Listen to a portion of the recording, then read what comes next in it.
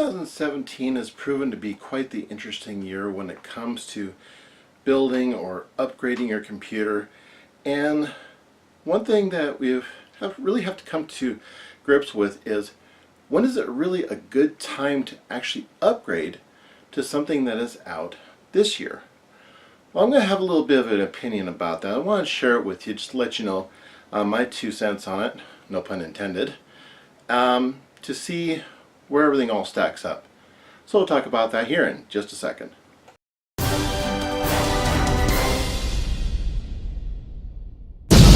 Okay, so 2017 has been really crazy as far as products getting pushed out this year. Because at the start of the year, right around the beginning, Intel was pretty much on top with their flagship, the i7-7700K. And everything was all good and well, with them being on top, right up until March when AMD launched Ryzen. And that really shook up the landscape for a lot of people, because now all of a sudden there was real competition. You had anywhere from 6 to 8 cores and really good performance overall. Now, is it as fast as Intel is? No, it's not. But if you're strictly just gaming, then, if you have something like the 7700K, which is what I used when I did my build back in February, it really is, the top of the hill as far as gaming goes. So, but if you wanted production, if you wanted to be able to live stream and game at the same time, that's where Ryzen really came into play here. Now we fast forward here to recently when Coffee Lake came out, which is the new 8th generation. And this is after they already released Skylake-X, which is supposed to be like the powerhouse.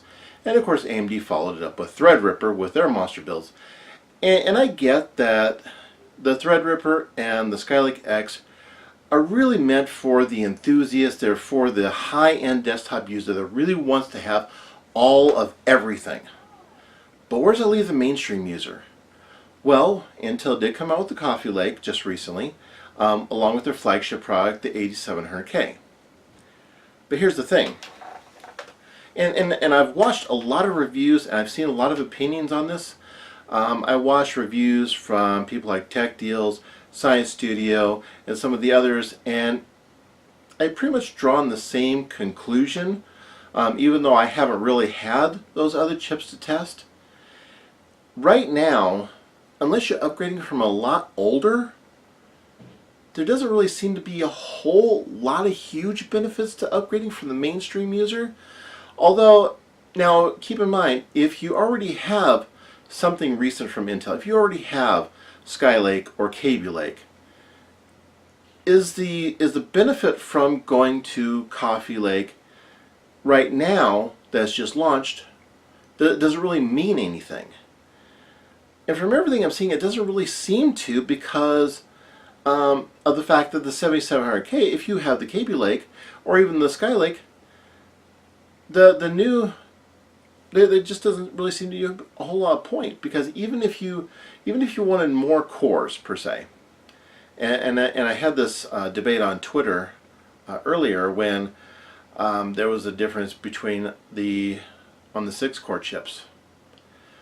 Right now, if you have like Skylake or Kaby Lake, even an R5 1600 may not serve you as well as staying put where you're at, just because of the fact that the Kaby Lake processors can go up to 5 gigahertz.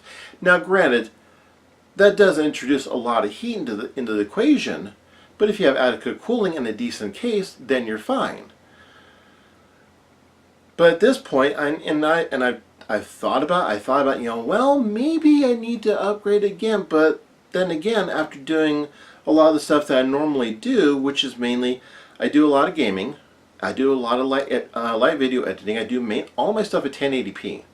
So I'm not really into the whole 4K thing. And I'm thinking a lot of the mainstream users kind of fall into this mindset where, well, not mindset, but tech set, where 1080p is pretty much where they're at, because most people are doing stuff at that resolution. That's where a majority of the people are. And not everybody uses Adobe Premiere Pro. Granted, I get that it's a really good program and it does a lot of things, but at $50 a month, unless you're really making a living at doing it, does it really make a lot of sense to go that route? In my opinion, it probably doesn't. That's why I don't use it. For my needs, I use basically two programs for doing all my videos. I use OBS, which is a free to download program, runs really well, works great for recording and live streaming. And then for my editing, I use a program called Wondershare Filmora, which if you want something that has a lot of stuff going for it and don't want to spend a whole lot of money, you pay $60 and you get a lifetime license, you get all the updates for it, and everything I've been running on the program runs really well. I mean, it's got a lot of effects, it's got a lot of filters, it's got a lot of elements that you can use. You can customize the titles with it, and if you take a look at all the recent videos that I've done, in fact, I've even started doing title cards with it. In fact, I may even do a tutorial on how to do a title card in Filmora, and it's really super easy, and I think people would benefit from that.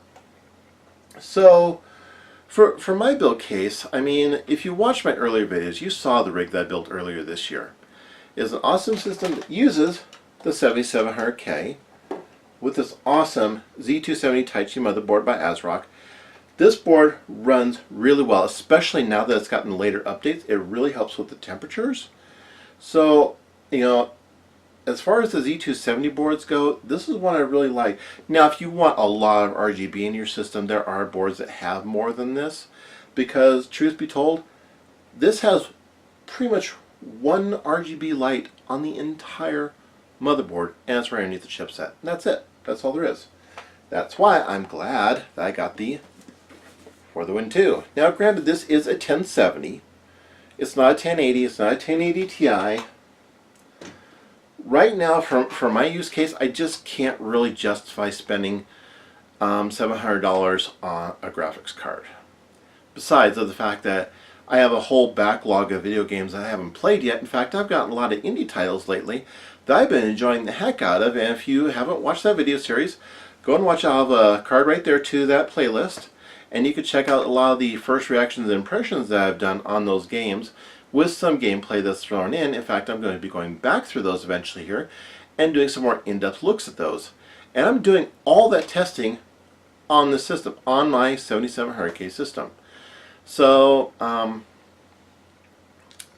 at this point in time, when it comes to do you upgrade, if you're going from something a lot older, sure, it makes sense. Now, a lot of people are going to tell you that right now, 6 cores and 12 threads, if you have the money to do it, Coffee Lake makes sense, but you are going to be spending about $350-ish on the CPU if you can find it. And at least probably about, I want to say $150 on up on a decent motherboard. Ryzen 7 is available right now, and you can get B350 and X370 motherboards all over the place. And it's a little bit cheaper. So, do you want the high refresh rate, high frame rates? Do you want the extra power that Intel provides? Then by all means, if you have the money, go ahead and go for it. But Ryzen is still out there. In fact, you know, if you don't really need all those cores, go the R5 1600, save yourself $100 on the CPU, still have really good performance from everything I've seen. Now, granted, like I said, I have not tested these CPUs. I don't have all these CPUs because I don't get product samples, so I pretty much have to go on what I've been seeing online already. And there's a lot of reviews that are out there. I recommend checking out both Gamers Nexus and Tech Deals for all the in-depth discussion on those. Also, if you trying to think of who else has some that are out there. I mean, just look around. You've got Level 1 Tex, who does a lot of stuff with Windows and Linux. Well, he's more Linux than Windows. But definitely check out Gamers Nexus and Tech Deals for a lot of in-depth stuff regarding that hardware, because that's a lot of stuff that I've been watching. So, do you have something that's relatively recent, or have you thought about upgrading? Where are you upgrading from? Where are you upgrading to? And what makes sense for your budget? Definitely do your research and see what makes sense for you. So what are your thoughts on this whole rampant launch of 3 different platforms in 2017. I mean, my goodness, you've gotten the 200 series from Intel. You've gotten all the Ryzen launches from AMD. Now you got the Skylake-X and the Coffee Lake from Intel, and it just goes boom, boom, boom. I mean, this stuff is flying out the gate at a rapid pace. I mean, but here's the caveat to everything.